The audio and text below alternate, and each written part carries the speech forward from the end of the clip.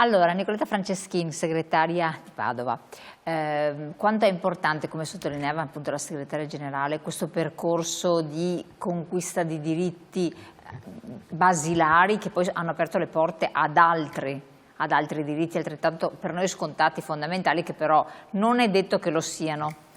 Assolutamente no. Allora, le nostre madri costituenti, vogliamo ricordare che sono state le prime in molte cose, non solo al voto, perché appunto sono state le prime ad essere elette, le prime ad entrare nelle istituzioni, nei palazzi istituzionali e poi sono state fautrici della storia del nostro paese, perché molte conquiste sono state fatte grazie agli articoli poi inseriti nella Costituzione e alla volontà di mettere in atto appunto queste emancipazioni.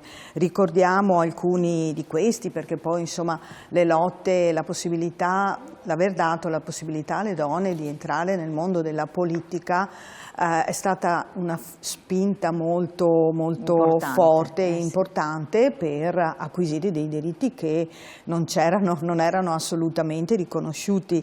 Allora partiamo dalla possibilità alle donne di entrare nella magistratura nel 63, la legge sul divorzio, la riforma del diritto di famiglia, la legge sull'aborto. Stiamo parlando sempre su tutti i fine anni 70, per cui la legge sul divorzio appunto è del 70, del 75 nuovo diritto di famiglia, la parità di trattamento di uomini e donne sul lavoro del 77.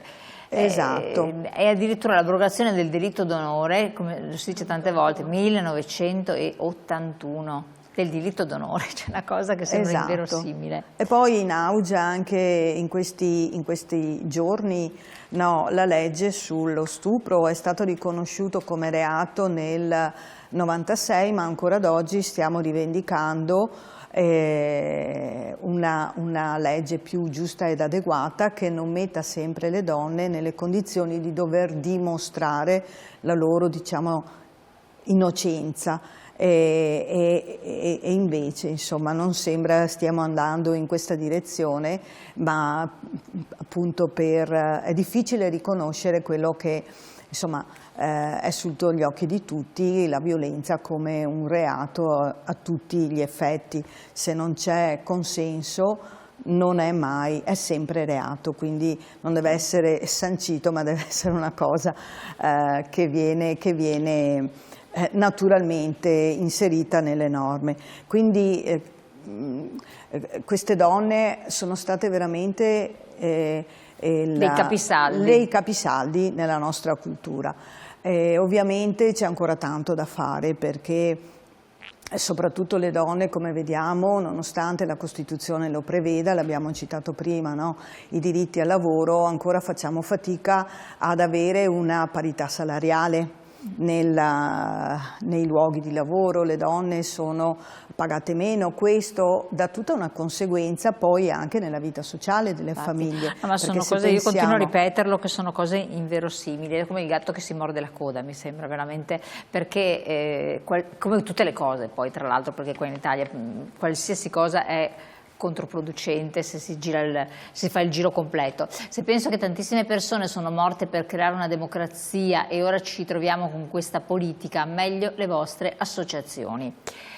Allora, ritornando esatto. alla parità salariale, che poi porta tutta una serie di conseguenze, tipo la pensione, che appunto il livello pensionistico è adeguato al salario percepito, per cui non avendo la possibilità di avere stipendi adeguati alle proprie mansioni, ci si trova poi ad avere anche una pensione più bassa rispetto agli uomini. Ma io mi chiedo a lei segretaria, a lei che siete stata in cooperative, una famiglia è fatta ci possono essere 2 donne, 2 uomini, ma vabbè, uomo e donna con i classici figli che poi i genitori diventano anziani, eccetera. Se entrambi prendessero pari retribuzione, non verso il basso, come c'è la tendenza, ma pari retribuzione al medio, alto livello, è un vantaggio per entrambi. In caso di separazione il marito non dovrebbe sborsare cifre infinite per mantenere la moglie con i figli, perché anche lei avrebbe un reddito adeguato. In caso di, quando diventano anziani, pensionati, lo stato di famiglia sarebbe certamente migliore, potrebbero permettersi una sanità più adeguata, un supporto familiare. Con i figli meno sacrifici perché hai più disponibilità economica, perché anche quei 200 classici gap di 200-300 euro ti fanno comodo in famiglia. Ma io dico, è un interesse anche al maschile o no? Avere che la propria compagna nel bene e nel male guadagni tanto quanto il marito o no? Cioè, assolutamente sì. Diciamo che è un fattore culturale, perché le donne da sempre sono coloro che si occupano della cura familiare, quindi le prime a dover rinunciare al proprio lavoro. Quindi è il datore di lavoro che che non è interessato. Un salario più basso sono anche quelle più sacrificabili, diciamo, nell'economia familiare, perché ovviamente avendo un salario più alto da parte del compagno, del coniuge, viene sacrificato poi il lavoro delle donne, quindi è proprio un fattore culturale che deve partire da tanto lontano, quello intanto di riconoscere il lavoro di cura delle famiglie. Infatti qua vediamo obiettivi che devono essere ancora raggiunti.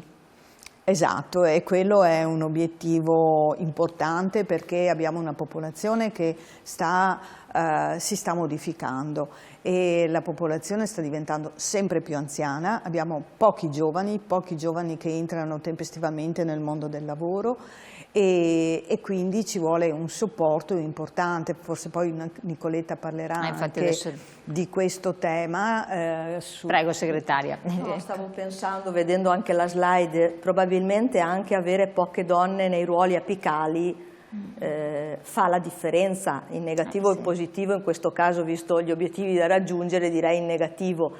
La parità salariale sarebbe da applicare perché le leggi ne abbiamo dal 50 a oggi, sono da mettere in pratica, sono proprio da mettere in pratica. E quando si parla del gap, soprattutto tra le pensioni, prima si diceva 200 euro, si sparava, diciamo, questa cifra, la cifra è molto più alta. Noi abbiamo fatto uno studio, qua in Veneto parlo, le donne prendono mediamente la metà degli uomini. Abbiamo visto che la media delle pensioni delle donne è 840 euro, la media, quindi c'è gente che prende molto di meno, gli uomini la media è 1660, quindi è spaventoso vedere delle cifre del genere. Vuol dire che una donna intanto è probabilmente a rischio sicuramente reddito, ma vuol dire che deve stare attaccata per anche un discorso economico al marito, al compagno, perché senza quel pezzo di reddito non riuscirebbe a vivere. Cioè, vediamo adesso il caro vita, no? Caro energia, il resto.